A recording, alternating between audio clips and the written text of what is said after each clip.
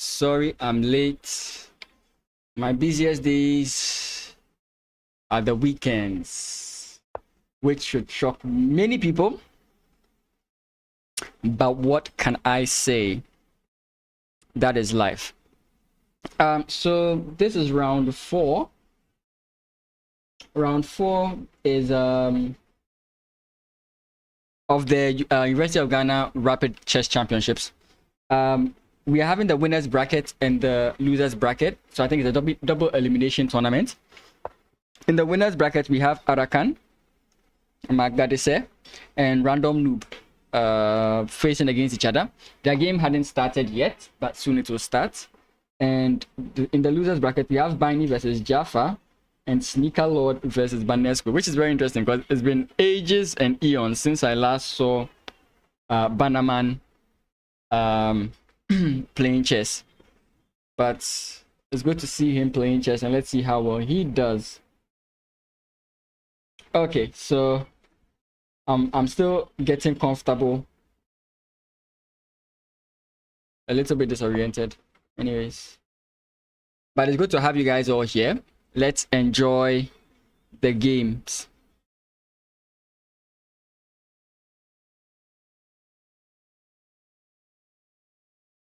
So already we have, okay, I actually didn't see the opening. Let's look at the opening.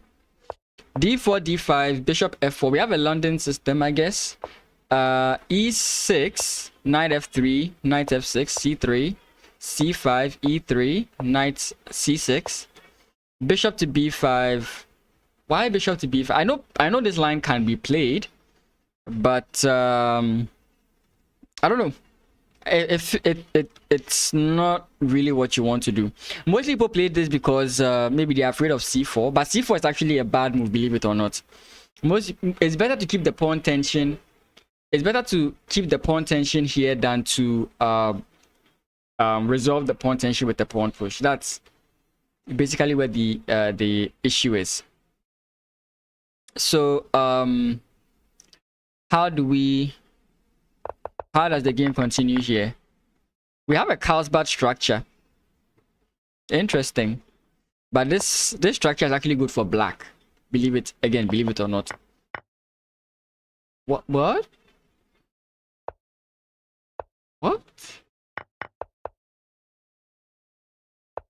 Some decisions are not really making much sense to me.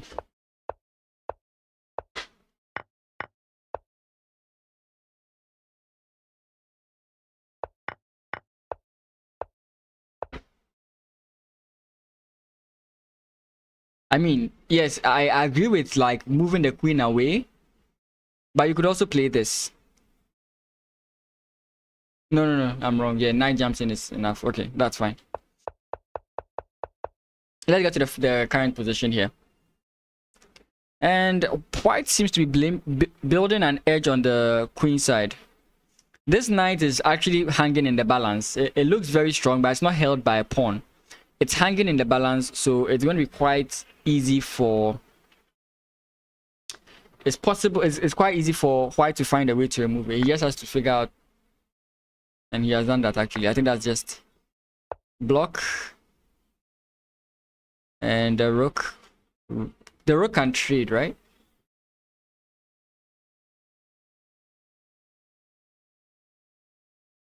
Because if you don't play rook takes here, you give white enough chance to invade. Yeah, so you have to play rook takes here. But it's not as bad as you would think. So again, we are still creating problems here. Granted, yes, the queen is stopping the knight, but the queen is what is watching the knight. So you are using a very strong piece to hold a weak piece, and that is questionable. So in as much as there's a pin here, it's not a good pin because your opponent is actively going to be using this queen to cause you problems, and all you have is that. Yeah, so now I can go for a trade. Actually, I thought the queen was defending here, but currently it's not, so you can keep going for your queenside play. Until your opponent can find a way to attack this pawn, you can keep doing what you're doing. But you have to be very careful. That's the point. You do have to be very careful.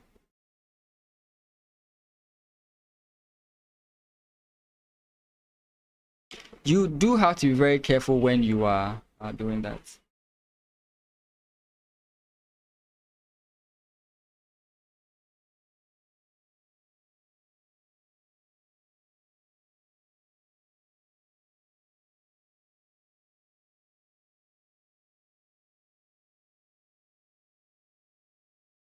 Give me a second. Oh my god, my phone is actually. A second.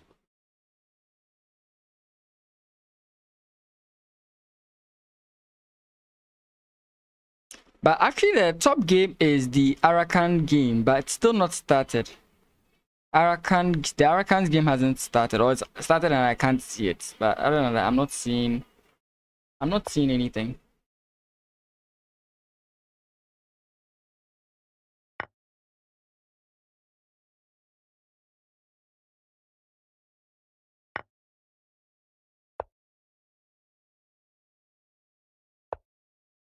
Okay.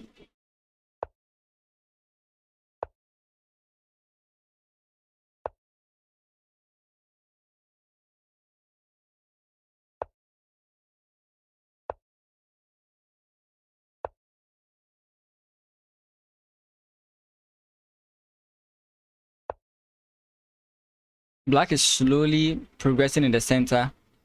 It might. I might give this position to black, but white has very problematic ideas here. If black cannot stop these ideas, then white is really going to enjoy himself.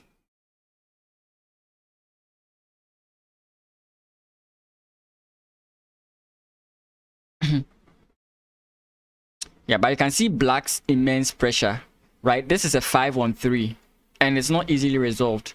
If white wants to actually create any counterplay here, he can. Actually, this is just wrong.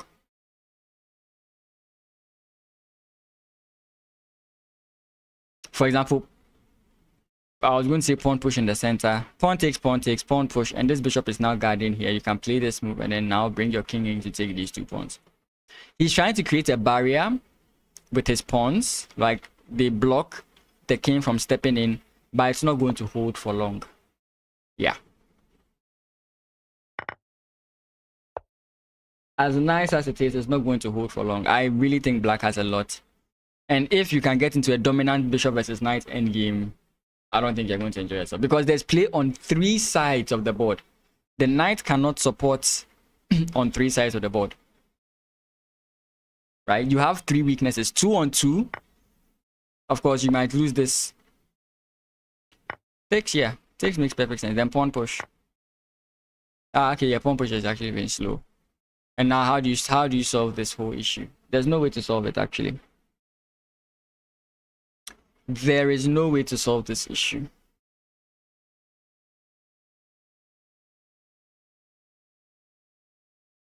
Okay, so that is a win for Jaffa. I don't know if this is the second game they've played. I think it's the best of 3, so it's 2-on-1 in favor of Jaffa. Or okay, no, this is game 2. This is actually game 2. This is now game 2. Let's see what Jaffa plays as white.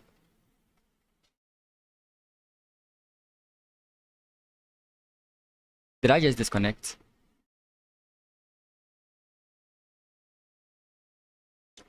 Anyways, welcome everyone to the stream. We are following the University of Ghana Rapid Chess Championship, and we have E4. E4 for the dynamic players, D4 for the solid players, right?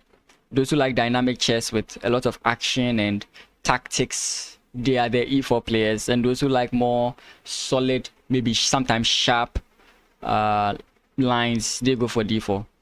And the drug addicts go for F4.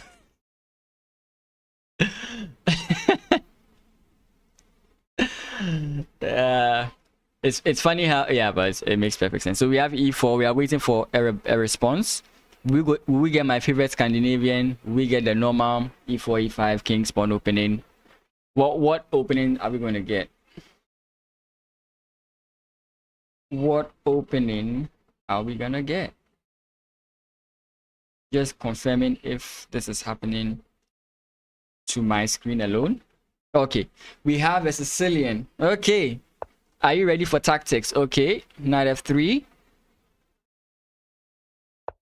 Okay, d4. We have a open Sicilian.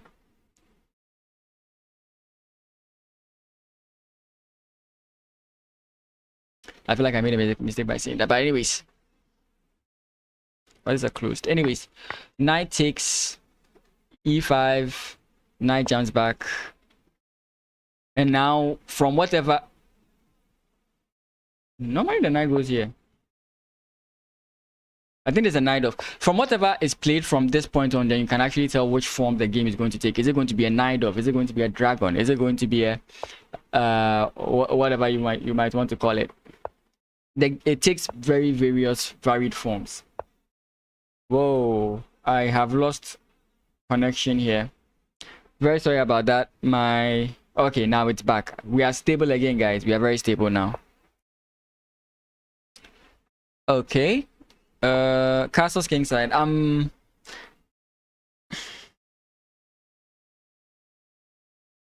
was hoping to get a dragon with g6. G6, bishop to g7. And then we go on from there. Yeah, forgive any of the disconnections. Oh. Forgive any of the disconnections. As we all know, we are still going through the... I don't know if it's been fixed. I don't think it's been actually fixed because I still don't gain the same amount of like upload and download speed I used to gain. So I don't think it's been completely fixed. So bear with the bad, the unstable Wi-Fi for a bit. We have h3. If bishop takes, queen takes, it's fine. So he decides to keep the pin. There are many tricks you can do with this. Okay, very good. Supporting the pawn. You have to be very careful. Exactly. Very careful of this move. Because you can lose your bishop and now it's going to be very easy for your opponent to gain pressure on your queen side. Knight jumps into the center. He doesn't mind messing up his pawn structure here because we have knight takes. And if you play pawn takes, there's a problem. And now your king side is a little bit like naked. Granted, there's no plain or easy clear way your opponent. Actually, don't we just play knight takes first? And after bishop takes, let's see. Rook comes. That's actually where the problem is. So just knight takes bishop. No. I don't like. Knight is black's move, right? So no, yeah. Bishop takes rather. Okay. He likes the knights on this active square. Pawn takes, and now you have to deal with the issue of this diagonal. Granted, black has to castle. So bishop to e7, castles king side, and you can think about how to get the bishop here. If you so please. Wow, the disconnection is crazy. I'm very sorry, guys. I'm really dropping frames today. Am I downloading anything?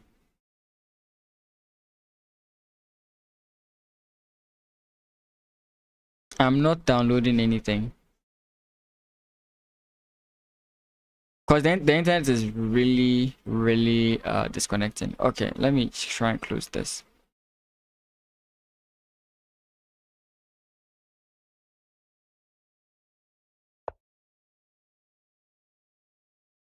Trying to find out what's making the internet so slow. Give me a second. But don't worry. When the video comes out, it'll be quite smooth. It'll be quite.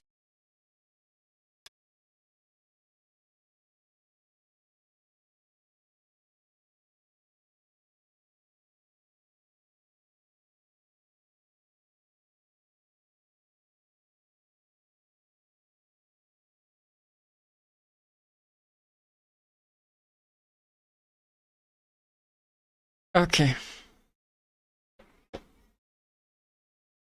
But I think trading this knight for this active bishop is a very nice idea. So I don't think you should have provoked your opponent to do this.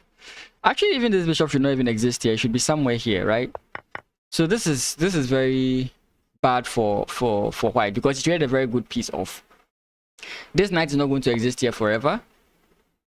Now you can take. He's going to use this weakened line to try and fix his position, but I mean, I don't think this works. What I do, if we look, there are strengths, and that's actually a bad move. Bishop takes. Yeah, because you will lose this guy. Because if bishop takes, you have to play pawn takes, and that's a problem. So how do you handle this? This pawn structure is very good for this bishop in the end game, right? This pawn is always going to be a backward pawn. It's always going to be an issue. It's very possible for white to create a pass pawn here, but the vulnerable king is always going to be an issue. So if I were white, I would think about how to increase the how to change this game into we have to trade into a favorable endgame situation. Actually, does this sacrifice do anything? Rook takes, king takes, rook comes in check. Now it doesn't do anything. Now it actually does not do anything. Yeah, so now you can put pressure here. Queen.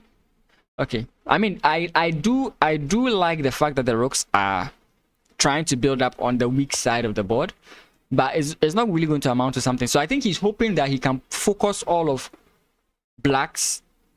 Yeah, he's slowly getting there. At some point, h4, h5 would be very interesting.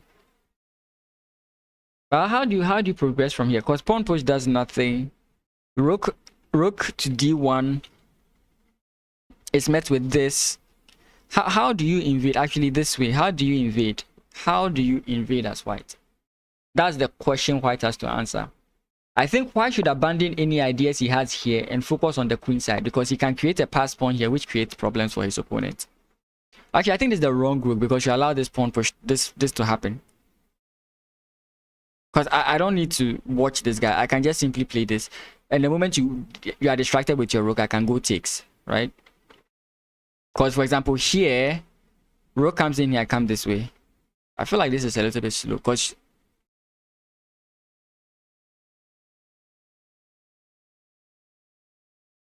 yeah, so you should have left this rook on a1. I know the problem is always which rook to move, but you could have come in here with this rook so that this rook supports the defense. But right now, it's going to be very difficult to support the defense of your queen side. So I like what he's doing here, increasing the pressure on the side where he's strongest. So right now, what we're expecting is moves like g4, g5, so on and so forth. And I think that's the right way to go. I think you should go g5. Takes the line pawn push, which can cause some problems. But here is also yeah. Wait, here you allow your opponent to realign or to even go in this way. I don't think that's good. I feel like he should just abandon. Actually, no, he shouldn't. Yeah, he should go this way.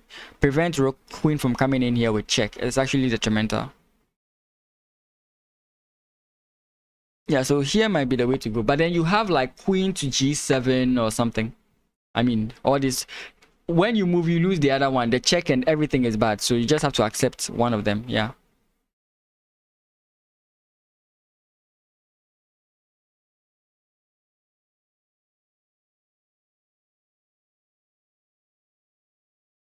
So now you have to calculate. White also has to think about some of these things. So do we go rook up? Or do we just go rook transfer to this side of the board? Mind you, once the rook moves, you lose this pawn. Of course, the queen rushing to this is also an issue. Very nice. Very nice. He stopped the problem. Now you can go queen here and trade off the queens. Because I feel like white is having some problems he has to deal with. Trading off the queens might not be the right way to go to.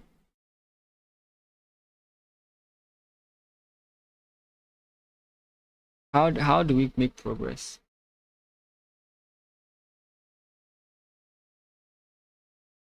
Yeah, queen here doesn't do anything.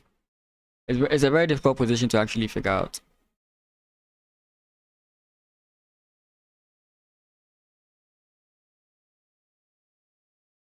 So how about just rook takes? Rook takes feels like the most probable option here. Rook takes, your opponent can't play rook takes. He has to play king takes, right? Then how do we continue?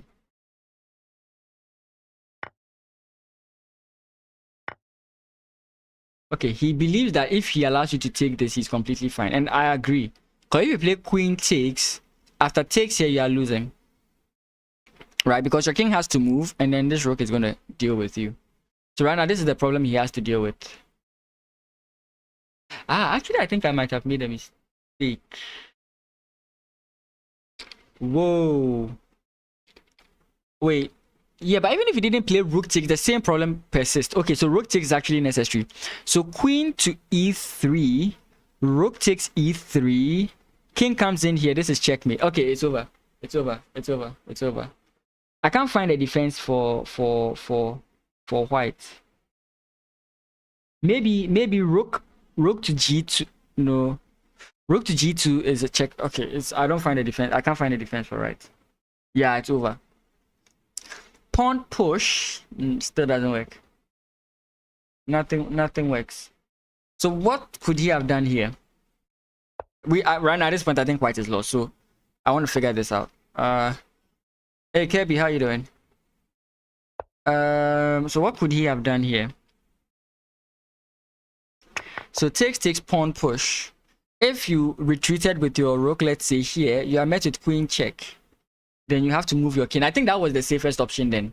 I think that would have been the safest option, to just bring the rook back and then go this way. Accept that, okay, he has the power here, and then think about how you can improve your advantage. But where my mind was more was after queen here, check here is a probability. No, after rook. Yes. I was thinking you could try and increase here. I get again, the scare is this whole thing happening. But yeah. Yeah, he's still thinking.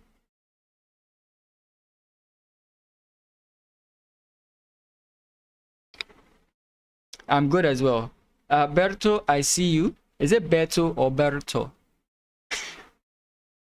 The names these days have changed. They have changed completely. Is there another game going on? I'll be very interested in seeing. Justego, is that a live game? Because I didn't see his name on today's list. I didn't see his name on today's list. Okay.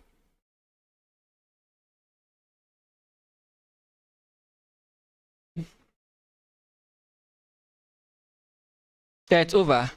It's taking him so much time to figure it out. Like what I was looking at. Yeah, that's it.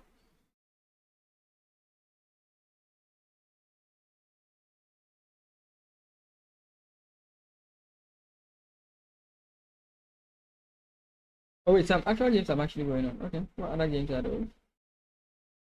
Arakan versus Sneaker Lord. Where is Sneaker Lord? I don't know if he just finished playing his game. We can look at that one because okay, so Arakan won. Oh, but he did defeat Arakan won all 3 games. No, it's supposed to be rapid games. Okay, so let's look at this. The Justego guy, if he wins, their match goes to Armageddon. Okay, but I just want to check briefly what happened with the Arakan game. Arakan. Wait, what? Arakan is actually he's not my mate. He was my senior in the University of Ghana. Arakan won. Oh, okay, so it's best of 2. It's best of 2. It's best of 2. There's no R sound. Okay, it's best of 2. So if there's a draw, then we go into Armageddon, which is why we see the blitz here. Okay. So Josh is playing against Kasim. Okay, that one's over now. Okay, whilst we wait for that one, let's look at this game. So Jaffa loses his match. Arakan played against Sneaker Lord. I want to make sure this is game 1. No. And what did we get? D4, knight f6. Oh, the Scandinavian lovers. Arakan played the Scandinavian for me. He did it for me. Okay. I know, I get it. But this is completely fine. Most people think that when this pawn push comes in, you're in trouble. This pawn push is actually very bad. It's very bad in the London. If you are playing the London system and your opponent plays c4, you should be happy actually. It's a mistake. He locks the center and makes it easier for you to go for very aggressive ideas. Anyways. Okay.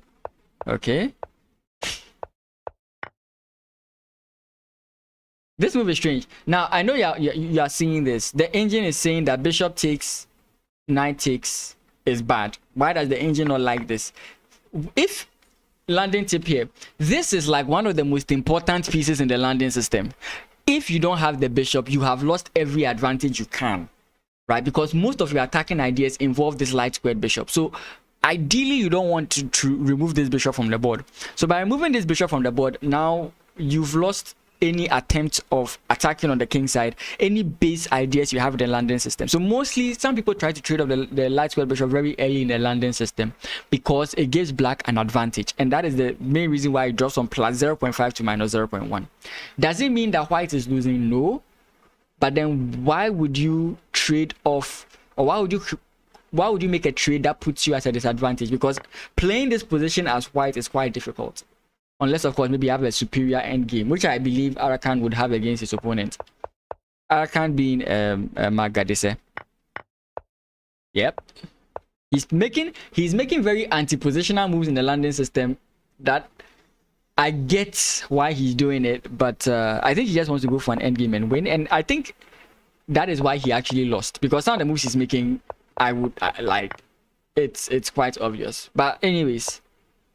Oh, I'm actually making a mistake. It's Sneaker Lord who is playing the London. Wow. And he's playing so many inaccuracies. He should come to me for lessons. But there was a blunder here, and that's how he won. Okay. But please, this is not how you play the London system. I'm going to use this video. I'm going to use this game to show how you don't play the London system. Who is with me? Who is with me? And then Arakan bounces back. Is there any live game on now? Nope, still no live game. Let me leave this on so that I can see if any live game presents itself. Draw. Okay. And then we have 2 blitz games. I don't know what went on there. What other games are going on? Banesco versus Random Noob. Is Banesco still on? But Random Noob is still on. Okay, let's look at Random Noob's game. He had 2 games. Banesco. Ooh, Banaman is out of practice. Banaman is definitely out of practice. E4, C5. These closed Sicilian transposing into sort of like an Italian interesting kind of moves. This is a blunder. What did he have? Oh, I think he had knight to E5. Knight to D4.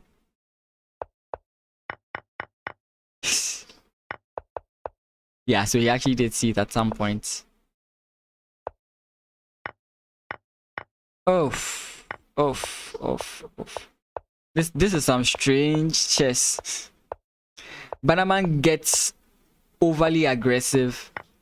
And that's sometimes something I realize about playing over aggressive chess. Mostly when you play over aggressive chess, again, I use the term over aggressive. There's aggressive chess and there's over aggressive. Over aggressive chess is when you are trying to force a bad attack to work, and you believe that by sacrificing and by pushing pawns, eventually your opponent will cave in and make a bad decision, which will help you to win. That is what I call over aggressive chess, and that's what Banaman is doing. And unfortunately, his opponent is able to weather any kind of storm that he tries to create. So be very careful. If you try attacking, of course, there's principled ways of attacking, and if you do a principled attack, you can get a point where you stop. So sometimes when you are attacking, you can realize that, okay, there is nothing more for me to go for here, let me stop. But when you are attacking and you are seeing that there's nothing more to go for, but you still keep trying to press for the attack, you are overextending yourself, or you are being overly aggressive, and that can really bite you. Take it from me, I have lost many games like that. So you have to be very careful with over aggressive attacks, right? If your opponent has the time to think about it, trust me, he'll figure it out, especially if he's a decent chess player. But if it's like a bullet game and that he'll not figure it out, hey, go crazy and play over aggressive chess, right? Because even me, I do that in blitz. Bullet. So that's why Banesco lost this. And let's go to the next game. Anglo-Scandinavian. Okay. I don't think this is actually a good line to go for as a Scandinavian player.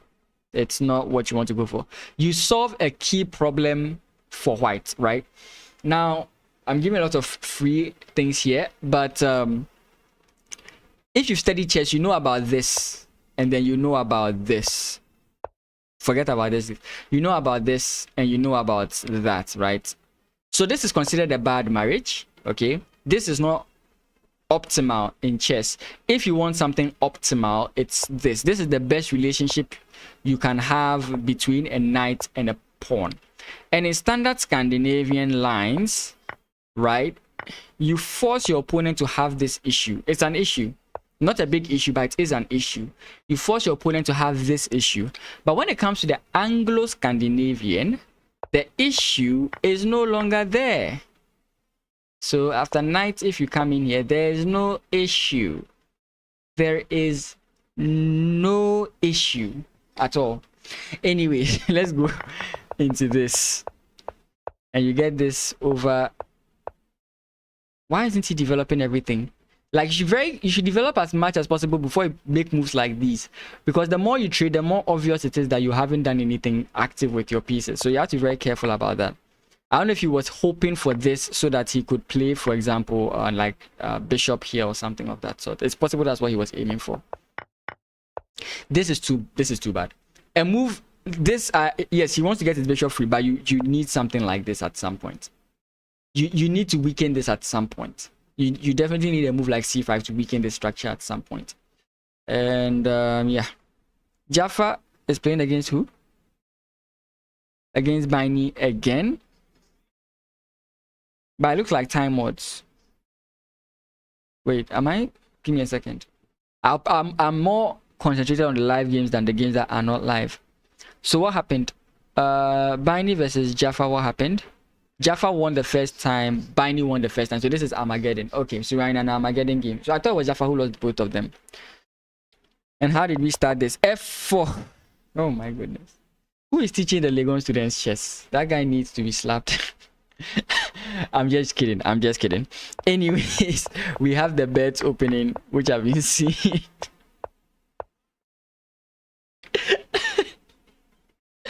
What happened to principal chess? Okay, this is all fine. This is all fine. Eventually, you are going to get this pawn push. But why would you? There has to be a reason for something, right?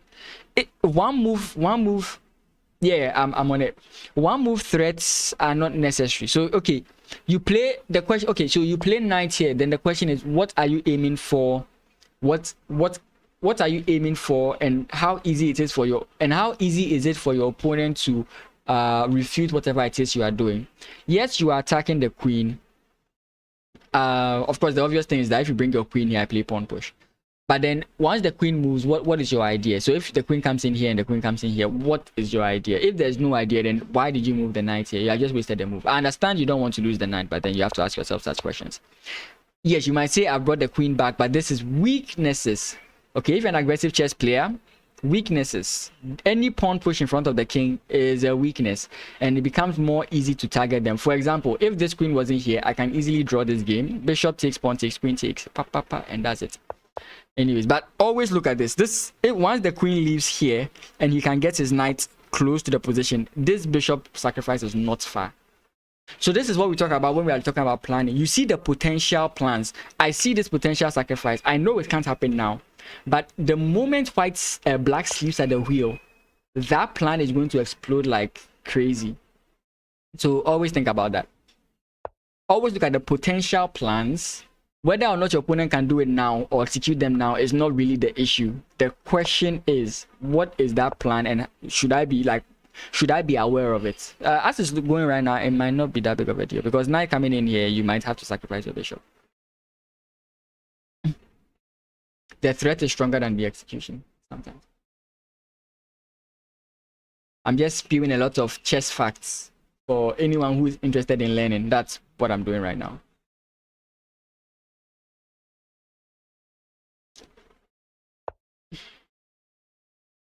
Targeting the weakness. Now you have to create another weakness. The queen is no longer guarding this side. The bishop has blocked the queen. The bishop has blocked the queen. Are we seeing it? Are we seeing it? You have to create a weakness. Okay, now it's not happening. G4. If you want to become over aggressive, G4. G4 is how aggressive you can become. You can become over aggressive with G4, but you find out how does my opponent counter attack. G4, it's fine so far. Knight jumps back. Knight jumps here. Still the queen is blocked. This position can explode at any point in time. G5. Can we get G5? G5 is a very nice move, because after pawn takes, knight takes, bishop takes, pawn takes, there are problems. The king side is opening. The king side is opening. Again, if I'm lagging, I'm very sorry. we still are experiencing network issues, but this game is becoming interesting. And he does it. Actually, not the way I wanted him to, but he wants this output for his knight. Very good. Again, this is being done. I preferred F, so that if your opponent captures or if your opponent pushes, you have things you can do. But the outpost is not bad. Sacrifices can exist on this square. How does he continue his attack? Pawn push, attacking on the other side of the board. Does that work? I like what black is doing, counter-attacking on the other side. Now, if white realizes that he can't find a way to continue this attack, he should stop. And I think what he's doing here is a very nice idea, stopping that whole idea. By playing on the queen side, it shows that he can't really figure out a way to continue this attack. There is a way, but it's a bit too slow. For example, this with pawn push is a bit too slow. Ooh, infiltration. But this attack on the queen, I don't think it does much because the queen might just develop forward. I don't see beyond that, but yeah. What? Oh, Jaffa. I think Jaffa had a good position. No, sorry, I still believe white had a good position, but I think Jaffa did a very good job of defending himself. He got too caught up. I saw the whole thing here and I realized this is better. But that's just how the cookie crumbles sometimes. Yeah, it's part of chess. You make such mistakes all the time. I can't tell you how many queens I've blundered in my lifetime. Anyways, so Baini wins versus Jaffa. I think Arakan defeat. Let me. Joshua played a game. Wait, no.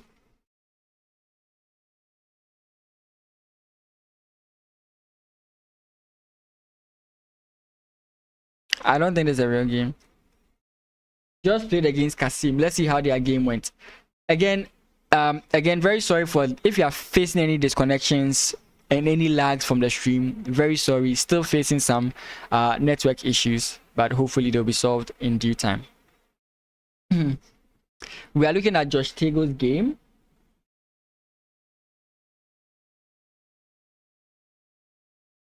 We are going sorry, what was I saying? We are looking at Josh Tego's game. Let's see how he went.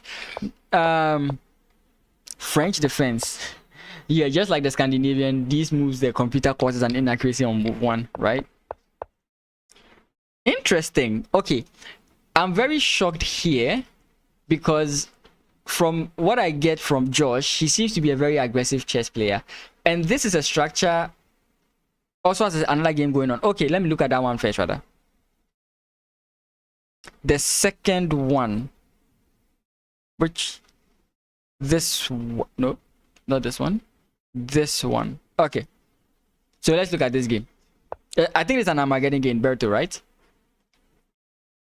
E4, C5, we have, okay, yeah, definitely, I don't, interesting.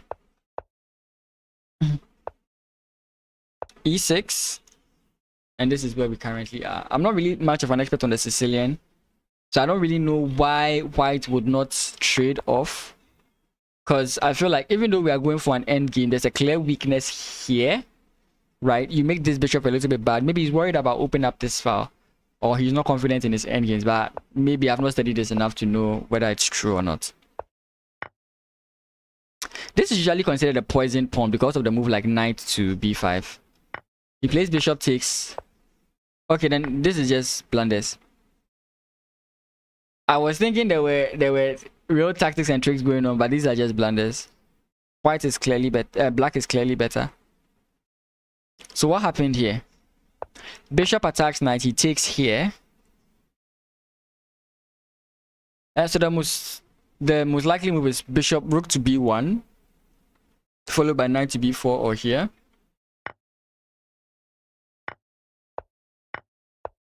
Okay.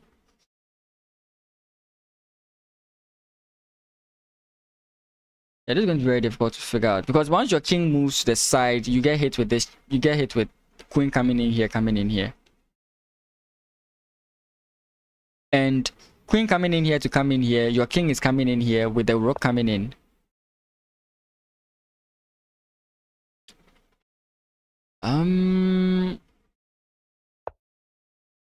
Yeah, that's the first and most obvious move.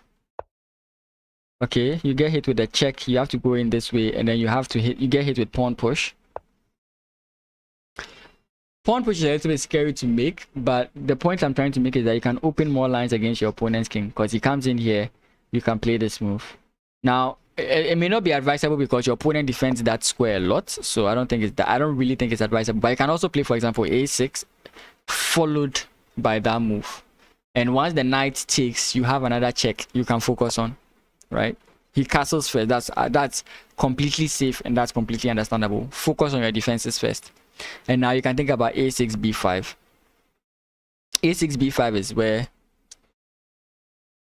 you have a6. Why b4? This I don't get.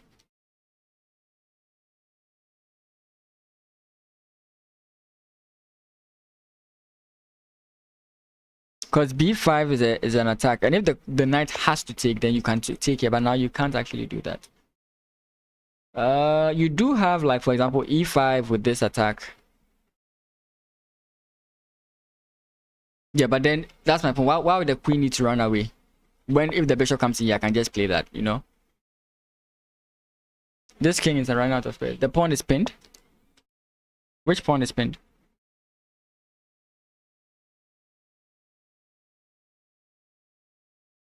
a6. a6 isn't pinned.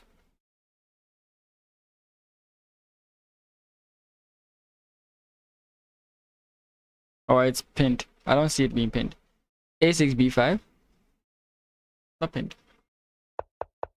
Maybe there's something I'm not seeing, but hey, that's fine.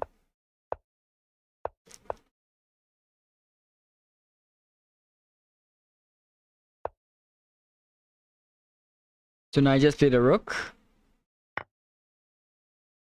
What? He's trying to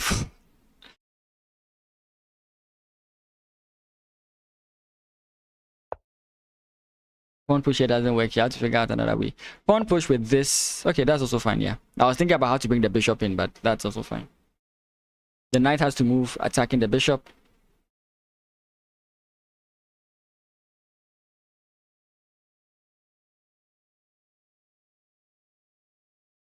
If here bishop comes in here, the king runs away. I think the king is a bit fine.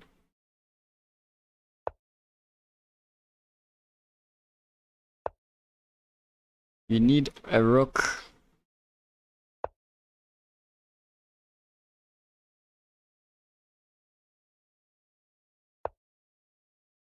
White doesn't have anything as it stands now. But if white can survive this position, I'll applaud white, because this is a very difficult position to even win.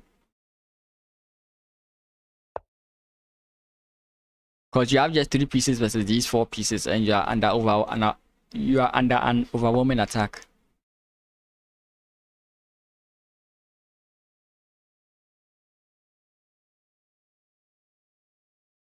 I mean, anywhere you go is, I think, bad.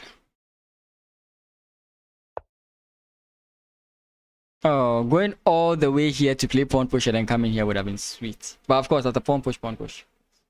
When the king was uncastled, the d pawn was pinned. Oh, yeah. Okay, yeah. I was trying to say you should push this pawn, but I was pinned. Yeah, true. Finally, the rook joins. Pawn push, because this guy is pinned.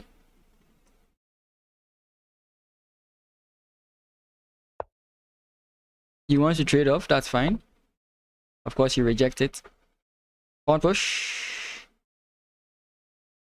Miss the hanging bishop.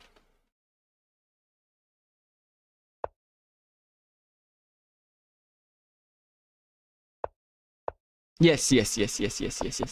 I don't know. I don't know exactly what's happening here. I actually don't know, because I didn't expect this kind of play. Aristica could be thinking that, I think Armageddon, you get half the time. I think Armageddon, you get half the time. So it's possible Aristica is playing with the idea that he's low on time, so he's trying to make quick decisions.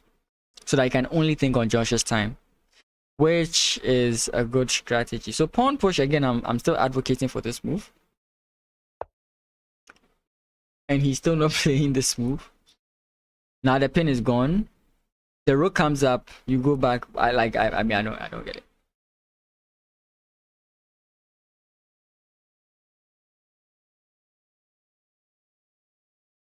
Pawn push long time ago, not here, right? Pawn push long time ago, not here.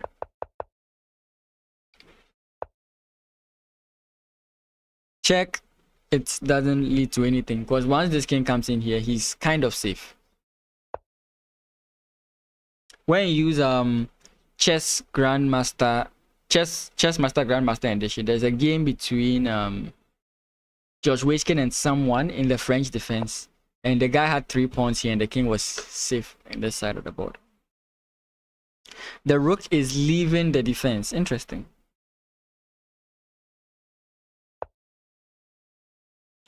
Finally, the pawn push happens. If you take, I come back with check. And you have to sacrifice everything for me to win. Because after pawn takes, bishop check. Pawn takes. I don't see what you're aiming for. Here is not a problem. Pawn push. Taking here is not a problem. Taking here is not a problem. I can ignore you. Yeah, I can ignore you.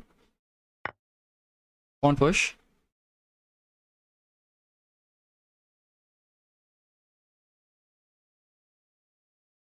I don't think there's anything to fear with this. I don't think there's anything to fear with this. So pawn push, your rook defense. Check here, you come in this way. I don't think there's anything for you to fear. Or is there perpetual? Check, king comes in here. Check, king comes in here. Okay, maybe. So, oh, that's perpetual. That's perpetual, right? No. What am I calculating? I'm messing up the whole thing. Does he actually have perpetual? Check. If you come in here, check again. Yeah, he has perpetual. He might have perpetual. No, here you just go one step, right? Yeah. He doesn't have perpetual. Yes. It's a very tricky thing to see sometimes. And now that there's no perpetual, there's nothing more you can do. You have to lose one of these to a check. And the game ends from there. I was thinking he had perpetual, but what I was missing was right, as I was saying here, check here, and I was saying check here, you come here, check here, and that's dumb because you just lose the queen, you know. So Josh Tego is losing this.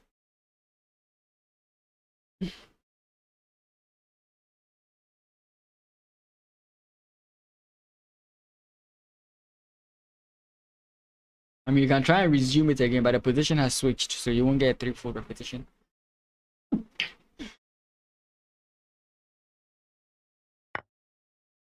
Okay. Pawn takes rook, check. Pawn takes rook. Doesn't have to be a check. Oh, that's also fine. Yeah, that's actually very good. And now, what I was saying, after rook take queen check, knight this just check. Takes. Yeah. Unfortunate. That's rather unfortunate. I don't know where the rush came from, but that's just unfortunate. Okay. Oh,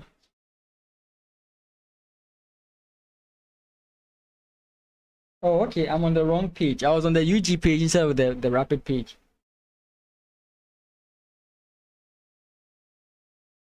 Okay. So round 5 will be starting very soon. Are there any games you guys are interested in seeing? Any games that have like already gone on that you guys are interested in seeing? We can take a look at them. Or if you want an intermediate lesson, sorry, an intermission, what do you call it? A break lesson. We can look at a break lesson and then we'll continue. But we are still waiting for round 5.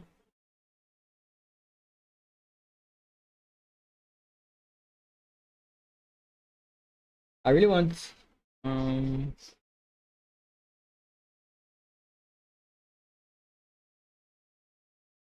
what a game. Yeah, definitely. These guys are playing to kill each other. This is what we call the romantic era of chess, where everybody is playing their own plans, you know. Everybody just wants to push their own ideas and win. That's the romantic era of chess. It's not this principled, stopping your opponent's ideas, pushing your own ideas, looking at weaknesses, and so meticulously planning every single step. No, those olden days, I'm attacking your king side, you're attacking my king side. Whoever wins first is the killer one, you know. So yeah, this is the romantic era of chess.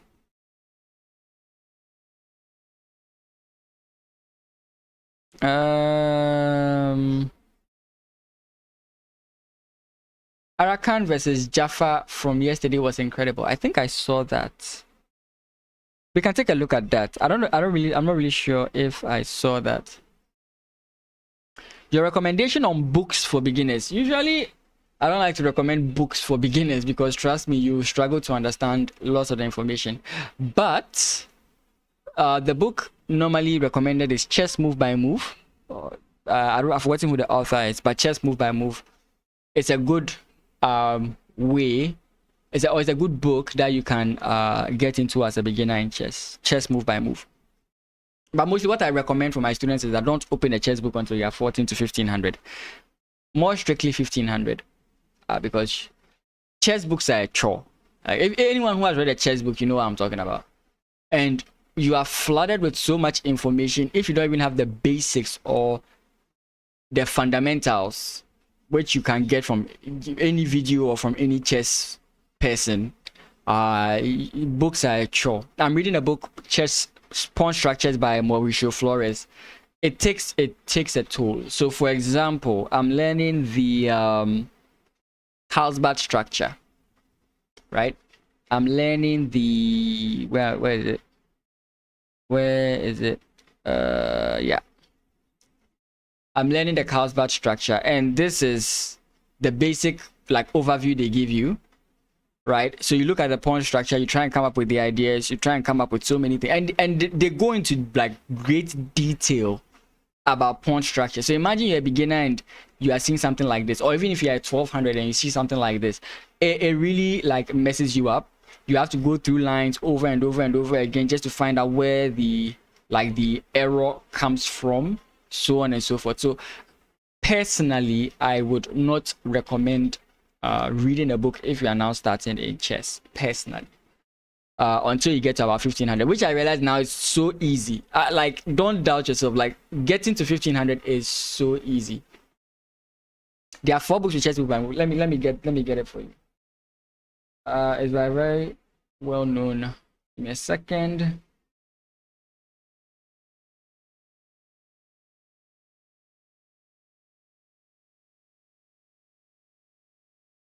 But if you are somewhere intermediate, like 1500, a book I do recommend. Some people don't recommend it at 1500 because they still think that 1500 you still won't understand certain things. But a book I do recommend at 1500 is I am Jeremy Silman's Reassess Your Chess, where he talks about planning, the concept of planning, and so on and so forth. Give me a second. Again, you still need a bareback understanding of chess. Berto, please let me know if there's any round that has started.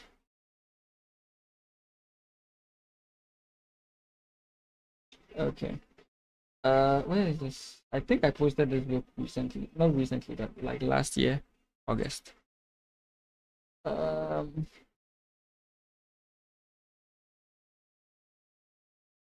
if you are watching videos on chess, I think that's a good place to start.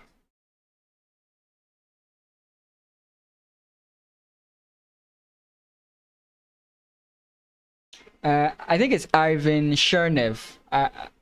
IRVIN Chernev. I think that's what's called. Ivan Chernev. Yeah. IRV opening recommendations for black, I keep getting to bad positions. It may not be that the opening itself is bad. It could also mean that you are not feeling comfortable playing that opening. So there are so many openings I do like as black. I think the most common one you are going to get, if you want a more combative structure with more like exciting games, you definitely go for the Sicilian, right? You definitely go for the Sicilian.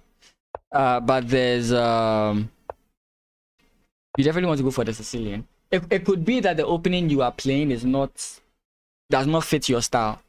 I used to play this opening called the Black Lion. If you follow Simon Williams, you know about the Black Lion. Actually, do I remember how this opening is played? Knights. It's been a while I've played it, so bear with me.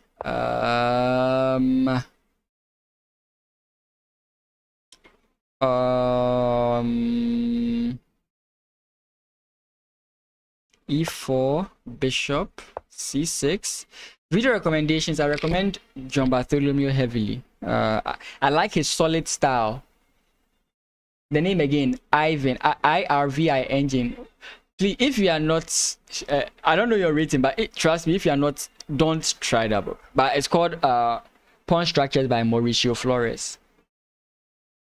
Pawn Structures by Mauricio Flores. But this is an aggressive chess opening. This Black Lion or Antiphilidor's defense is a very aggressive chess opening. I learned it, but I just couldn't enjoy the structures that came out of it. So I would end up having bad positions because I would always be faced with positions I don't understand or I don't really get. Because sometimes your opponent would play f4 and someone will be like, oh, it's obvious you should take. And there are times they're like, it's obvious you shouldn't take. And I'm like, what is the difference? Because the position just looks the same to me. But it could be something as infinitesimal as like a pawn push. And it's so great. Okay, round 5 should be starting soon. Okay, Jaffa is playing against who? Nope. Sneaker Lord is playing against Biney. Okay, I think that's good. Sneaker Lord is playing against Biney, I think. Okay, and then what about Banesco? Is Banesco playing? Who is playing against Banesco? Let me just search his name. And I thought I'm following him long ago because we're teammates. So Panaman and I were teammates for the University of Ghana chess team. Banesco. I'm not following him. That's interesting. Okay. Okay. Like I keep on thinking I'm coming to give commentary to understandable openings, and I see this and I'm like, I have no idea what's going on. But of course I know you shouldn't take the pawn in some circumstances. Yeah, but it just looks to be a very good position for black. I mean, white should be having the initiative, but black is just doing very fine here. Ideally, you want to go e4, e5. This is more of like a modern structure. So e4, e5 is where you want to go. This bishop is in a very bad position. Landing mentality. You don't need to play c6 if there's no reason to play c6. So you could have easily gone e5 or much better still here, right? But I think he's worried about the move that was just played. Biney likes playing traps. I mean, you grow out of it in time. Mostly when you are starting out in chess, you like to play traps, but you grow out of it in time. Not because traps are bad per se. Okay, no, I can't say traps are bad, but the point is you realize that strong players don't fall for these traps, right? They barely fall for these traps, like rarely fall for these traps because the lines are well known. So takes, pawn push is also fine.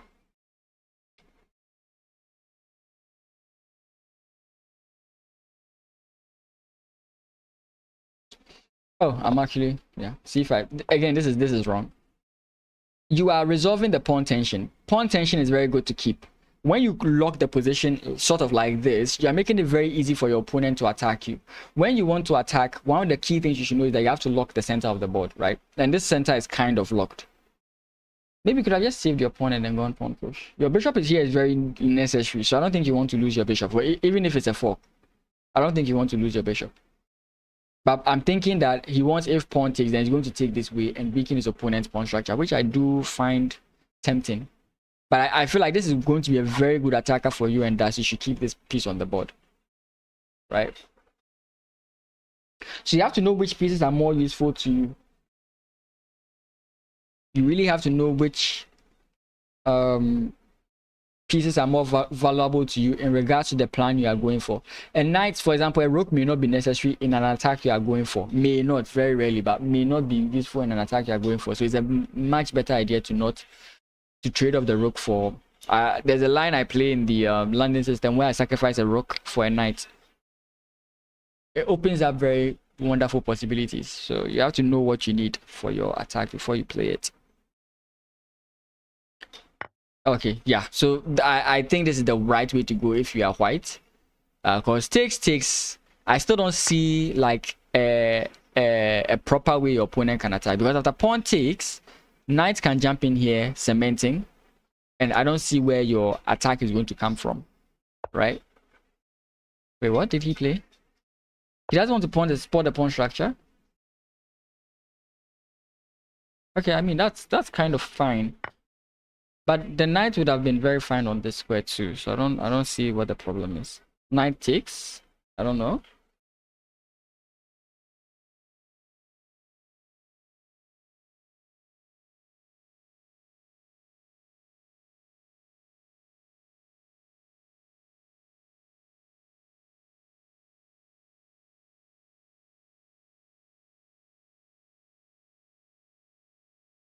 King takes. Yeah, king takes. I'm actually now realizing the real person who's actually attacking. Yeah. Yeah.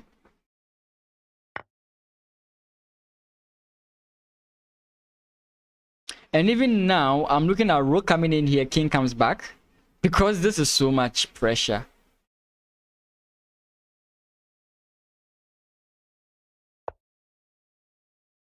Yeah, they are well trained. They are well trained in traps.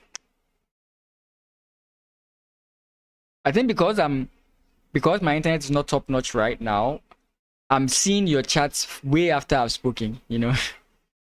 But don't worry, I'm still keeping the conversation. I'm interested in what you guys are saying.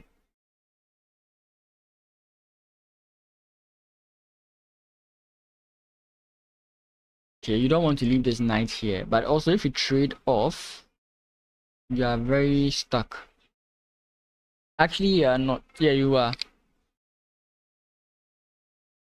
Sublime. That is a long time. How are you doing? It's good to see you on Twitch. Good to see you. It's been eons. It's been ages. It's been what other word for time do I know? I have no other word for time. I know there's years and seconds, but I'm looking for the long ones. It's been centuries. It's been light years. You should have waited before pushing e4. Yes, I agree. My mind was he should go bishop back and then go pawn push. Because this bishop is very necessary for the attack, is what I was pushing. It's been a very long time. Yeah, it has been. But I hope you're doing good. I hope everything's going on well. Actually, down to play pawn takes, you can play rook. Yeah, that's what just like it's coming into my mind. And now the pendulum is shifting.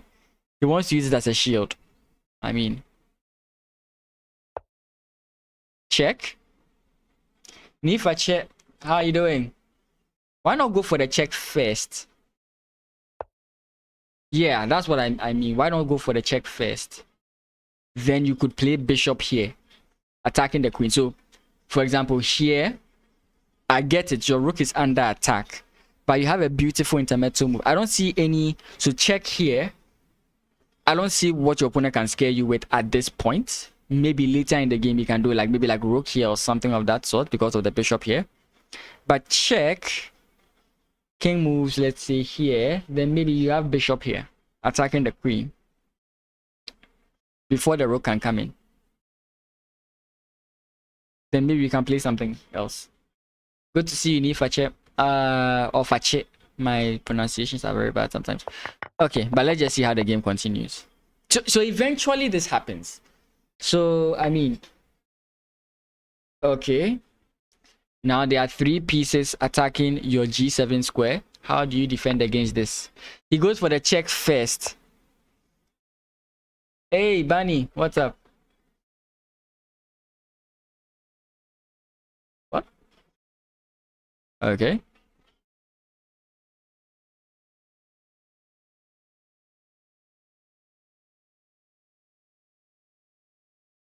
Knight jumps in here with nothing. And now, what did we say? What did we say? Rook.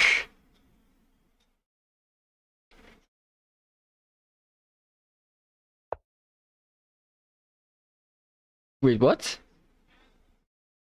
Can't I? What am I missing? Takes, what happens? King takes, what happens? What does the check do? Check, what happens? What is so bad about taking this? I don't see anything bad. King takes g7. I don't see any good checks. Knight to f6 is light out. I was looking at just king takes here, but I don't see. Okay, so king takes here, knight takes here, check. King comes back, rook comes in, check. King comes in here, knight jumps in, checkmate. Okay, that's fine. Yeah, it hangs the rook, but I think you are kind of right in the. Let's put this on the analysis board. In the sense that, sorry, oh, wrong move. Okay, so here, king takes, knight jumps in, check. You either have to move here or here. So, or yeah, you either have to move there or there, or maybe even forward. Forward, I think, is the safest. But let's say we come in here, we are hit with this, then we have no other choice but to move here, and then oh, okay, rook takes, bishop takes, and things are happening. So maybe it's a problem somewhere. Maybe it's not really. I mean, pawn push is, I don't know. But yeah, I think it hangs a rook or something. I don't know. It feels like there might be a follow-up attack. I'm not so sure. Where are we? So he takes. And now, again, just double. I don't think you should worry about this. Just double. Sorry, what was I saying? Just double as white. Or it's black's move. No, it's white's move. So just double.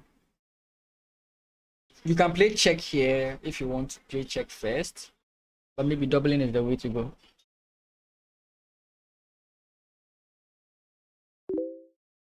Okay, my training partner wants a game, and I have a very bad record against him, but I'm streaming, so I can't play a game. He knows I'm streaming. He wants to beat me live, but no. You can never beat me live. Streaming gives you abilities, it gives you power. He plays bishop to e5, that's also fine. Lock the rook, yeah. But again, your opponent can still play takes, but anyways.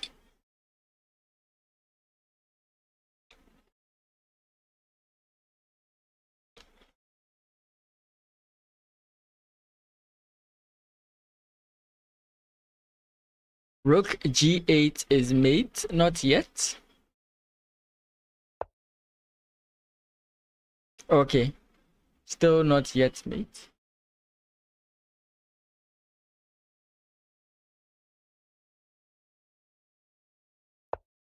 Check. King to e7.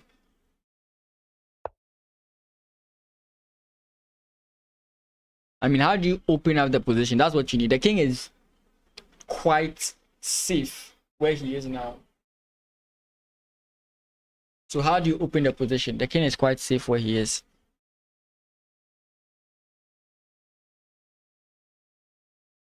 Is he worried that if he plays rook here, his opponent is going to counter with rook takes a2? I mean, that's a possibility.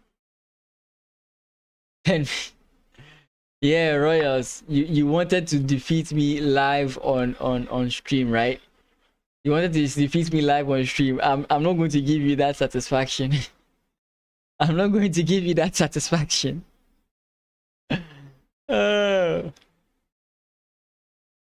You didn't know I was streaming. Oh, okay, then that's fine. That's fine. But when I'm done with this, we can have a few games so that I can whoop you in the London system. No, king takes. Oh, that's a lost rook. That's a lost rook. King takes. I mean, both of them are bad, so I don't know. King takes. The thing about king takes is after king takes, if your opponent plays bishop takes, the bishop is now pinned. You know? You don't want to embarrass me. Oh, please. Please, have you ever embarrassed me before? Don't forget I gain super calculation abilities whenever I'm streaming. Did I calculate that well? Let me just look at that again. Knight takes, if king takes. If you play rook takes, bishop takes. Okay, that's completely fine. I was calculating something else, I think. It's not yet over. It's 2 rooks versus knight and a rook, but it's not yet over.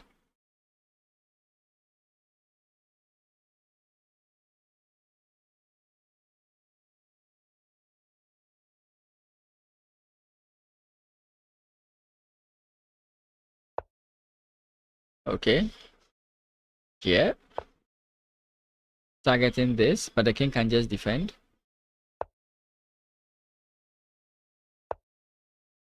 Pawn push. Ah, pawn push. Oh, nice. Pawn push. With the time he saw it. Nice. Again, pawn push is still an issue. Oh, he has to give it up. Oh, that's sad. But you can, yeah, you can come back this way. You can come back this way and target this pawn still. But I think you have to be a little bit careful because of this. Your opponent can target this easily. Because like if you play knight here, rook to a7, you still can't target this. So, yeah. Yeah, very, very intuitive of him. Seeing that issue. The rook is defending, you can't worry about it now.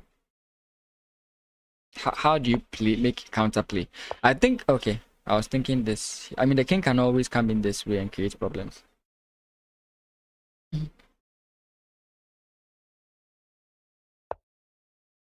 I feel like you're locking your takes. Don't handle that risk. Think about how to defend this side. Okay, so if here you come in this way, that's fine. Knight will block the file. That's fine. But know that your opponent can try to get in some other way. You might have to add your king at some point to the defense.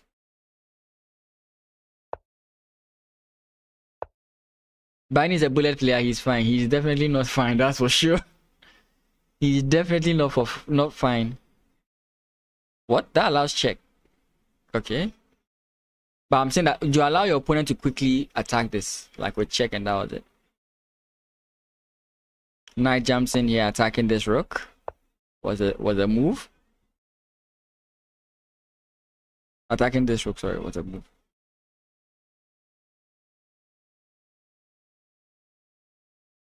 Black is running out of moves. You could have just played pawn push, but he was running out of moves. You take here, you're losing. Yeah. Oof. Oof. Oof. Oof. Oof. Oof. Oof. Oh, actually, check. It doesn't win him the game, but it's nice to get something like that whilst you are losing. Okay, nice. Give himself a pass pawn. Oof. Nice. You have to be careful of allowing your opponent to get some kind of... You can take a check by... Okay. Check. Ooh. Ooh. Oh my god. What? What?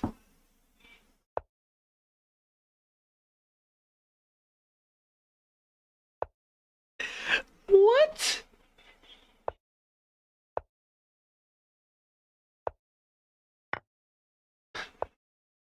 Time pressure is.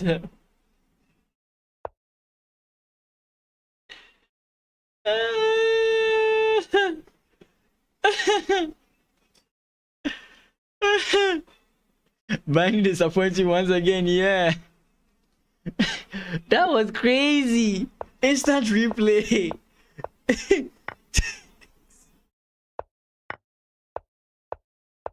Everything went downhill from here. Everything went downhill from here. Oh my goodness. Rematch. This is why you have to play the London system. You don't get into time pressure. This is why you play the London system. The London system prevents you from getting into time pressure. It gives you simple positions where you are always having the slightest initiative. And it's you never get a position you've never seen before. Banesco's game is going on. Okay, let's go and see that one. Let's see if Bannerman, after his hiatus, is not good. After all these years, I still hold to the London. Why wouldn't I? After the London has defeated you so many times, why wouldn't I hold to the London system? Royals, please defend your statement with Sneaker. Sneaker disappoints you. Everybody's being disappointed. Then you should not. It's a good thing you went to my coach some years ago. I used to disappoint them a lot. I disappointed all my coaches.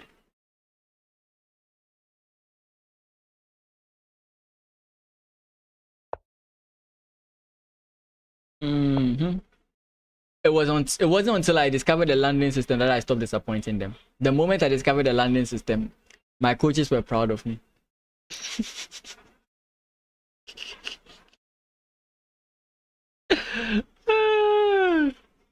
I'm intentionally pissing off some people in the comments or in the chat. Please, if you are watching on YouTube, hit the like button. It does help out. If you're on Twitch, subscribe if you haven't. It also does help out. I almost forgot to mention such things. Yeah, there's a thumbs up button. Click it, like the stream. It really does help out. I'm working on a video on planning, how to plan in chess. Hopefully I can get it out by the end of April. I have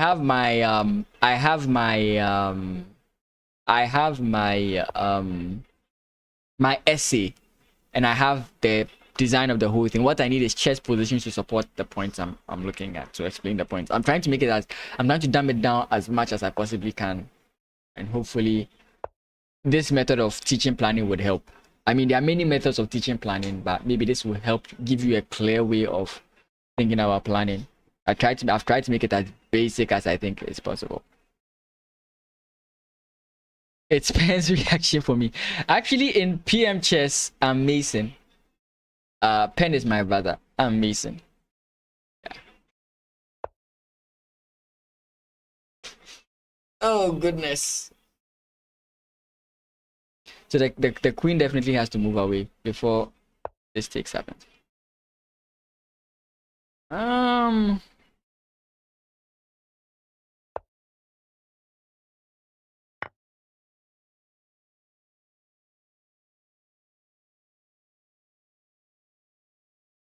Okay, it's points if we play pawn takes, I take here.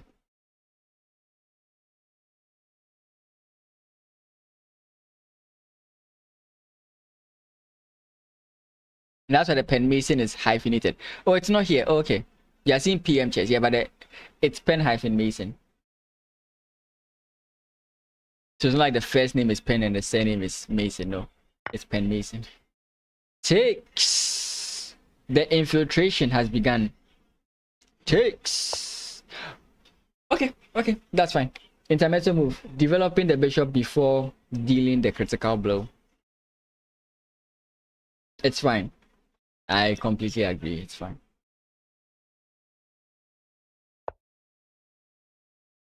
And now I don't agree. I'm just kidding. Bishop. And then you start facing problems here. Okay, so I mean, it's the same issue. If you took here, the bishop will still be under pressure. So it's the same issue. Maybe now you allow pawn push, and that's where the problem is, or something of that sort. But here, okay, not an issue. Oof. If the rook comes in here, that's a problem.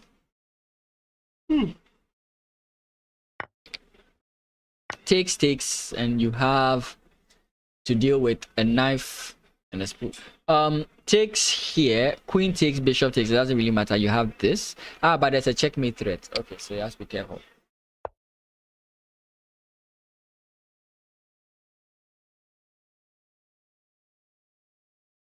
I think maybe at this point you want to play like H or G or king to F8 just to solve your background problems. Queen was defending the bishop.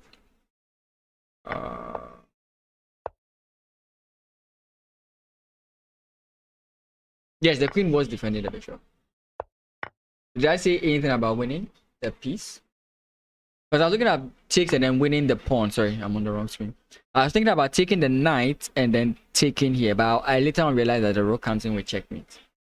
Checkmate into pawn takes. Yeah. Can we now win this?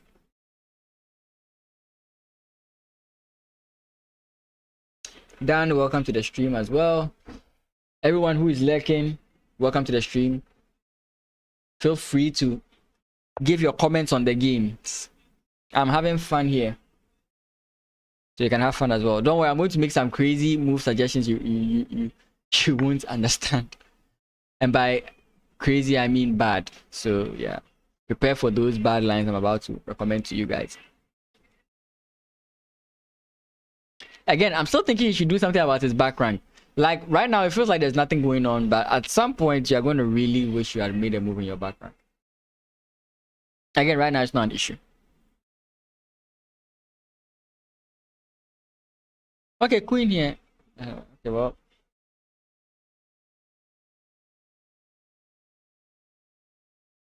Whites tend to move. How does white create any sort of counterplay? Trading more pieces. Oh, if bishop takes, your back rank becomes an issue.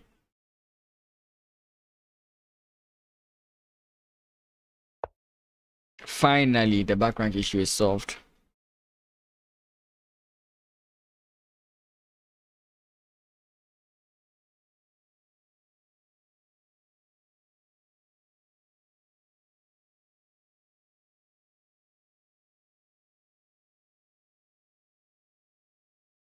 So what do we do here?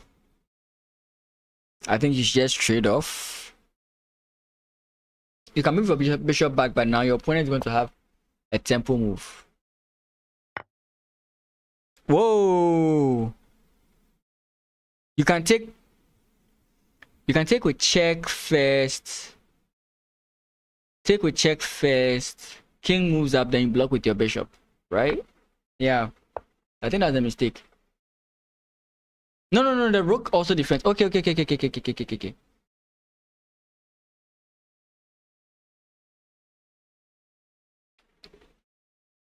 Nice one.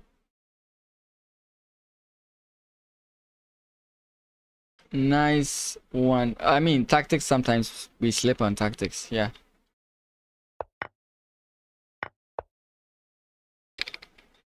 Yeah. So bishop takes, it doesn't work. So queen takes bishop. Queen takes bishop, and then we have queen and rook versus two rooks and a bishop,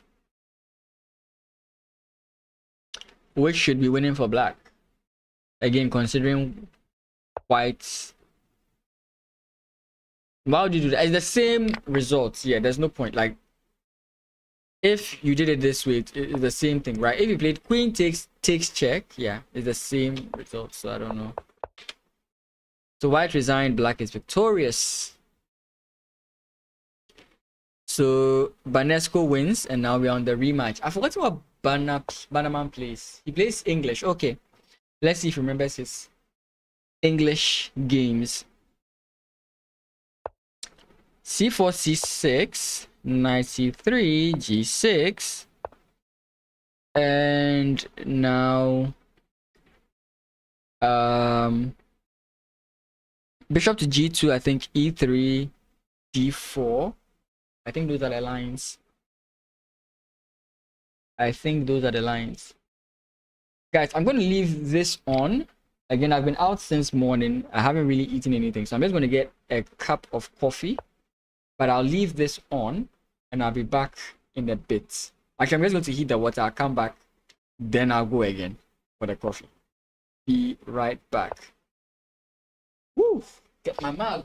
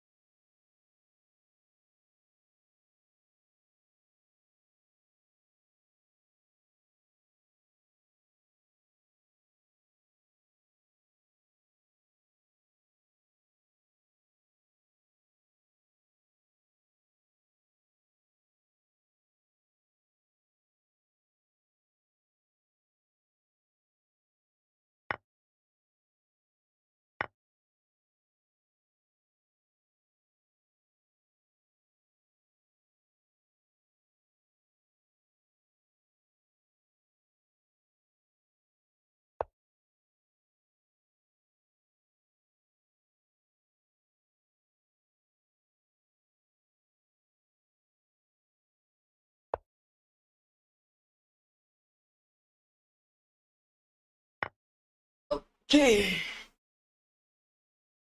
Back for a bit. Oh, I actually realized I'm not playing any audio. If you guys would like that, let me just do that. Prince Charles is online. Nice. I don't know if it's the Prince Charles who was also my teammate, but we'll see. Sorry.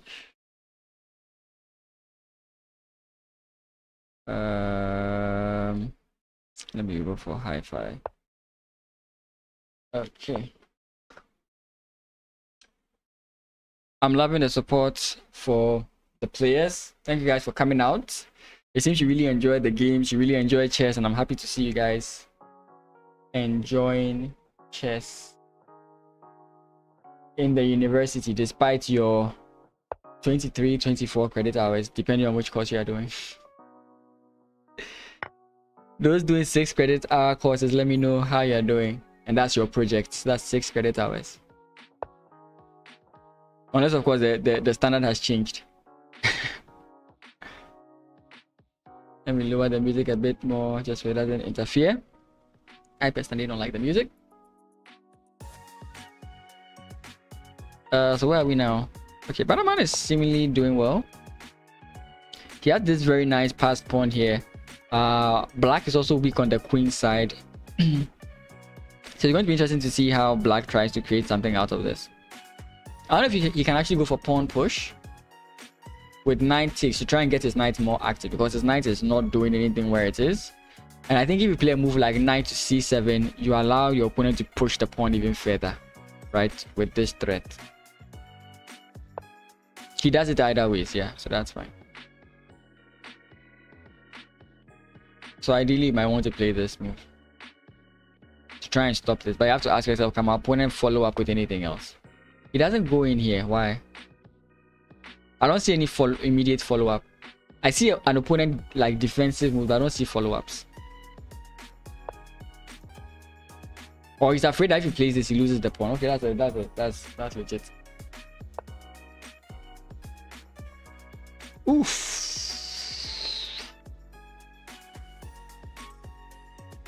Is he really going pawn push? No, I don't think he wants to blunt out his bishop. It's staring at granite, so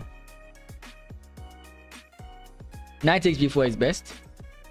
Like in this position, taking the bishop, the knight takes b5 is actually best. That's interesting. Knight takes, rook takes, and then what do you gain out of that? Is it rook here? I don't think so. Might be. It might be queen to a4. I'm not so sure. Okay, putting pressure on the isolated pawn.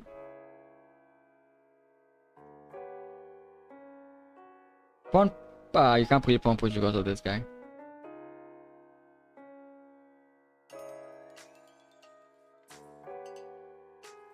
Interesting and funny plan is g4, force the bishop back so that I can now place your knight here and defend the. I don't think you want to do that, to be frank. It's the worst. Don't trick me like that. Wait, doesn't it just allow bishop?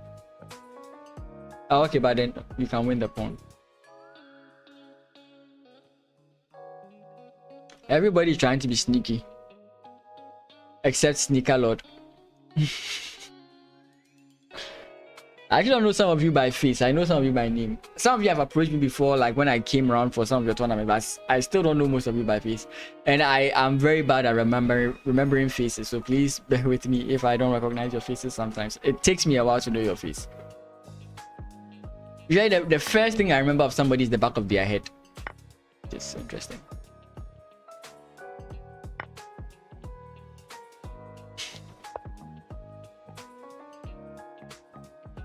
He lost the pawn. That's kind of why I was advocating for this, because you want to try and hold on to your pawn. I keep using the wrong screen. This screen.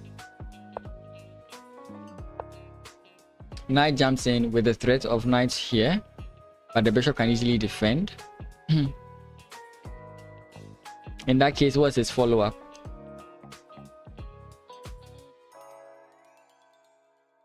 I don't see any follow-up with the knight.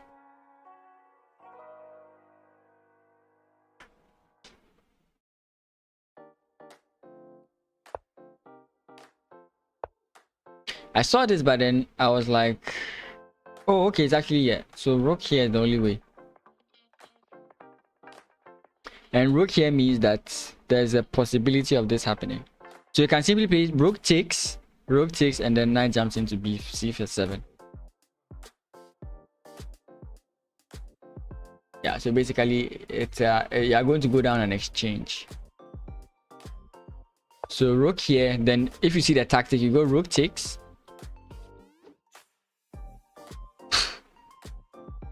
He didn't see it. He didn't see. Because now the knight can jump back. So what's the point? Wait, am I correct?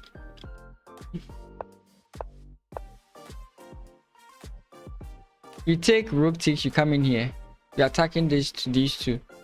Your opponent might have to go back to defend. I don't see what else you can do to go. Okay, well, that's fine. When I rarely see a tactic. Or just bring the rook back. Don't trade off. Just bring the rook back, because this rook is not good where it is. If you trade off and the rooks are traded off, you might have a problem bringing this rook back. Actually, yeah, no, actually that's probably, yeah, just take sticks and then you take the knight. I don't know what has been calculating. There's no back. Wait. Rook check. Rook check. Bishop comes in here. Holy. Bishop to x3. This is a well-known checkmate pattern. No! The king.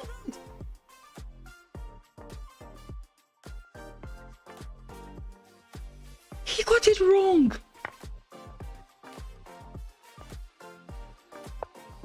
Oh my goodness. Material is even, but I could have won. You just played this. Guys, you should know this. My first time, one of the times I played, I represented Legon against in the team championship. I actually had this checkmate and I didn't see it. So what he missed here was the fact that after rook takes here, this is just over. Check, you block and you come in this way. The king cannot escape here and it's pinned. There's nothing. You can't do anything. The game just ends. And black just, after suffering for so long, wins the game. Oh my god. And I missed that exact. So since I missed it, I've learned it, you know. you learn normally by the big mistakes you make in chess. People are like, I don't want to make mistakes. The big mistakes you make in chess are the ones you learn. You were second. All you had to do was win a game and you be first, and it was a simple tactic you made. You will never forget that tactic for the rest of your life. Trust me. Oh my goodness. Rook takes or pawn takes. Which position do you want to go for? The reason you didn't play pawn takes is because it's possible that the king could stop that, and that's in that end game, that's a draw. You take notice of such things. So rather than make the pawn be on the h pawn, which could be a possible draw in the end game, you make it a b pawn, which is not so easy to draw. Oh, it hurts me for him that he missed it. Now you have to play this game and pray you don't mess up, right? Oh my goodness. Beto says blunders everywhere, that's what you like. Hey, those who like chaos. But the more Beto talks, the more I imagine him as the meme of the girl that was smiling whilst the house was burning. I don't know if you guys know that meme. Trade-off. Now, this is not a good trade to go for, but you have to go for it. Now, it's bishops of opposite color, but one person has a clear advantage. It could still be a draw because you have to let your bishop block the position, but it's also possible that your opponent would just be fine. So yeah, this bishop is supposed to form a blockade for this pawn, make it hard for him to move, and the king trying to leave these pawns may also be an issue for him. That's exactly you. H5. Endgames are not my speciality. My next player just needs to draw, but he's winning, so why not just win? Why draw when you can win?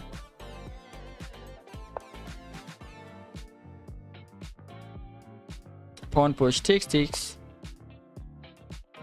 There's Armageddon between ace and binding. Let's just see the conclusion here. Oh, Aristiga will never forget this mate for the rest of his life. Now, I've not had this mate again, or maybe I've had it like once since the day I missed it, but there's no way I'll forget it. There's no way I'll forget it. Imagine almost beating. Was it Bernard? It was some guy from KNUST. I just can't remember. Some guy from KNUST. It's even the king bishop and pawn versus king and bishop. No, king bishop and pawn versus king. I was playing a game against Ivan Spodomauko. At that time he was like, I mean he is very old, but I mean he was doing very well. And I didn't know that draw, and he tricked me into that drawn endgame, and I thought I was winning, not knowing that my bishop was not the same color as the promotion square. I tried, it didn't work out. So now I don't forget it. So anything I've lost tremendously to, I don't forget. Yeah. This is over. The bishop can defend this, so it's no problem. Eventually, Zook Swan captures the king, and then you win the pawns, and then it ends there.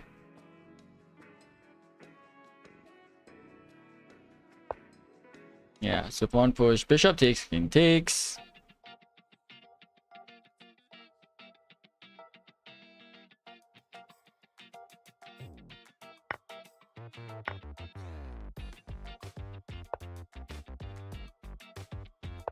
So Sneaker Lord gets black and Bindy gets white.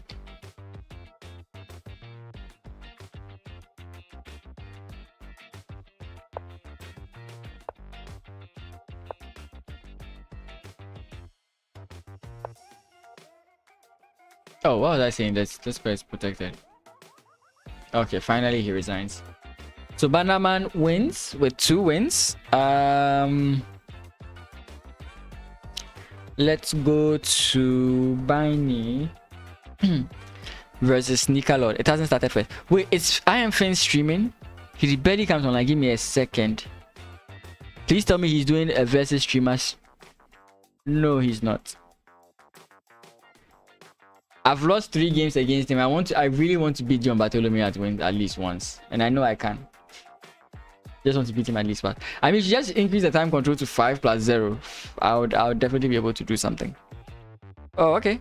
Aquanda is training online. That's nice. I'm still waiting for Bindy versus Nicolo. It hasn't started yet. Oh, it started. No, it hasn't started. Interesting stuff. So whilst we wait, ooh, we went from Gigitos. Very strong player. Let's look at Aquanda playing Bullet, and I'll be back right now with my. Okay, let me just wait for the actual game to start. I'll be with you guys for a bit. When the actual game starts, then I'll just, since it's now going to start, I'll go and get something to put in this belly of mine. I wish Arakan could join me for the stream, but I think it's busy. Yeah, you can't continue checking.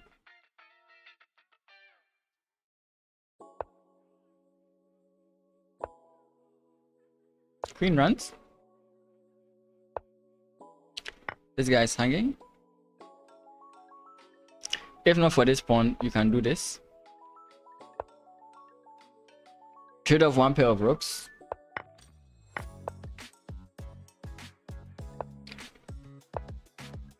Yeah. So back to the conversation we're having. Yeah, I wouldn't recommend books. Not that they are bad, but that it's more fulfilling to read a book when you have a basic fundamental or basic understanding of chess, right? That's why I'm not against chess books. I'm just saying that I feel that's why it's a subjective view. I feel that it's better when you have a certain kind of understanding of the game before you invest your time into books. I don't know if you guys really know streamers, but Chess Coach Net. I've had the privilege of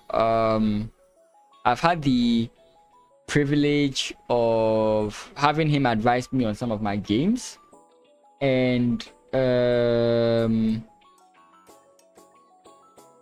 what he told me even was that he doesn't even recommend even reading some of the books I recommended to you, because he feels like the best thing you can do is to look at the games of strong players and find out what they do with the openings and the styles that you are playing correctly that you are not doing, and try and incorporate them into your games, right? That's what he does. My lead chess, I'm Lebanon. I mean, it's okay, you can't see it there.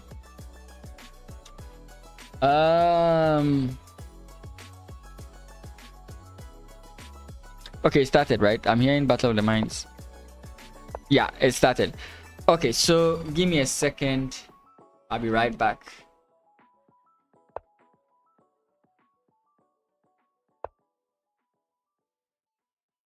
What's with this stone wall formation?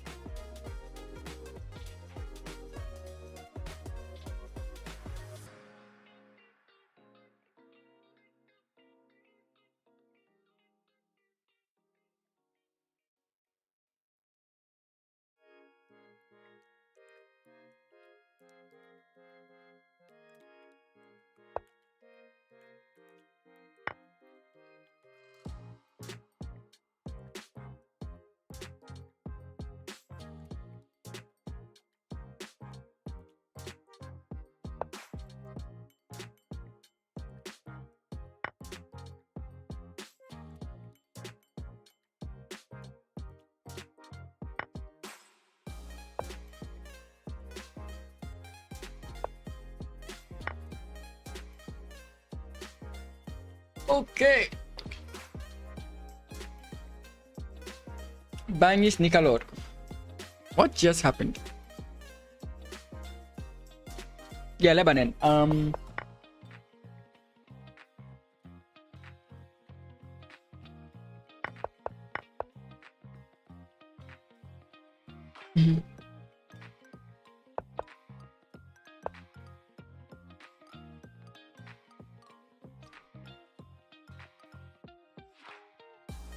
I think the point is to bring the queen. No, but that doesn't even work.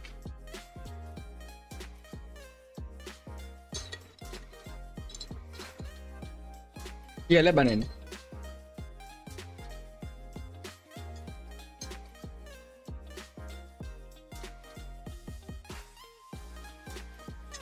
Oh, double N. I think the moment you type Leba, you find it.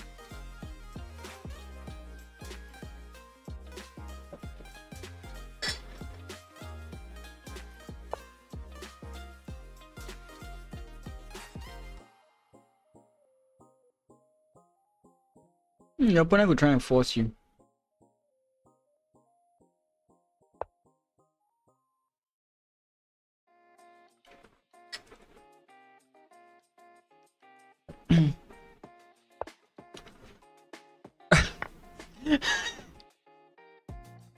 How do you fall for the same thing?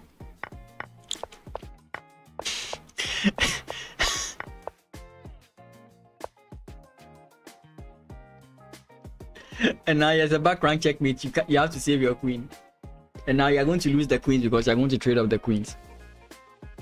Right, you have a back rank. So your opponent has to go back. Then you play this, and now you have to play queen takes. And once the queens are traded off, you don't have to worry about it. So you play here. If your opponent takes, it's not a problem. You take with check, and that's checkmate. Oh, you didn't need to play this. Just end the game. Trading off is what you need. Yes, now the queen. I mean, there's a forcing way to trade the queens.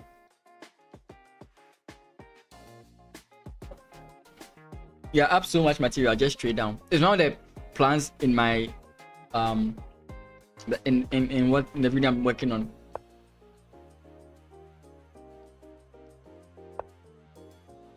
Finally. It's a simple plan. When up a material, trade down. Of course, there are caveats to that ideology, but I'm not here to teach caveats. I'm here to give you a base set of rules that if you follow, it will help you improve in church. Eventually, you learn the caveats. Most people try and focus too much on the caveat, but you learn the caveats as they come. As in, like the special positions or situations or the conditions where you don't have to do. For example, when up a material trade down, it doesn't work if you trade down to a rook and pawn end game. You might be going into a drawn end game. Right, so you don't always have to trade down into an end game just because you have a pawn up, right? Something like that. So you just have to know what you are looking at. Some end games are drawn. In the middle game, you have an advantage, but you move them to an end game is drawn. You have to be very careful how you do that. Yeah, that's trade-off. And now it's so easy. My grandma could win this. Take, just keep taking, yeah. Now these are bad pawns. This is a bad pawn. Everything is bad. I'm gonna have a great time picking up pawn. Pick it up. Why do I keep using my other screen? Pawn. They are just going to hope for stalemate, a dream that will never come to fruition.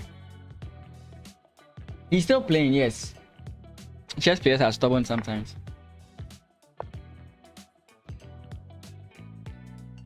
Resilient, or I think is the right word.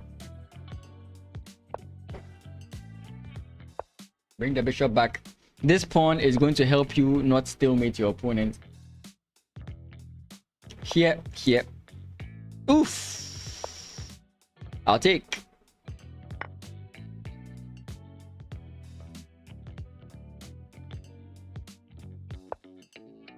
RT Wolf. UG at Uganda. No, UG doesn't mean Uganda. I don't know if that's what you're alluding to, but UG means University of Ghana. University of Ghana. I think I should have written it in full, but I felt like I was taking too much space. Checkmate, nice.